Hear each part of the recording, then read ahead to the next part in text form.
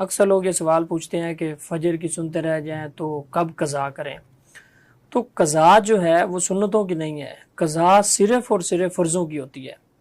مثلا ظہر کی اگر جو پہلے ہم نے 4 سنتیں پڑھی ہیں وہ حضور صلی اللہ علیہ وسلم نفل پڑھتے تھے، ہمارے لیے سنتیں ہیں۔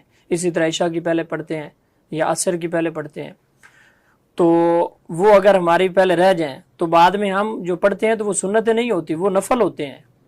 اسی طرح فجر کی سنتیں بھی فرضوں سے پہلے پہلے ہیں، تب تک سنتیں ہیں۔ جب رہ گئی ہیں تو بعد میں جو جسے ہم کہہ رہے ہیں کہ کب قضا کریں گے، تو وہ قضا اس کی نہیں ہوتی، قضا صرف فرضوں کی ہے۔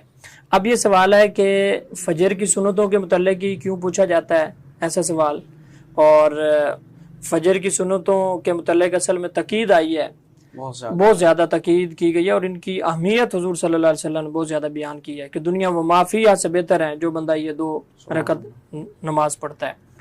اب اگر فرضوں سے پہلے آپ نے نہیں پڑھی تو اگر آپ کی سنتیں رہ گئی ہیں تو پھر آپ جب سورج طلوع ہو جائے گا، زوال کا ٹائم ختم ہو جائے گا، تو اس کے بعد آپ 2 نفل پڑھیں گے اس نیت سے کہ یا اللہ 2 سنتیں جو اتنی اہمیت ہے، جن کی تاکید اتنی ہے، وہ میں نہیں پڑھ سکا، تو ان کی جگہ پہ میں یہ 2 سنتیں 2 نفل پڑھ رہا ہوں۔ چونکہ حدیث ہے جس میں حضور صلی اللہ علیہ وسلم نے ارشاد فرمایا کہ عصر کی نماز کے بعد کوئی نماز نہیں ہے حتیٰ کہ سورج غروب ہو جائے۔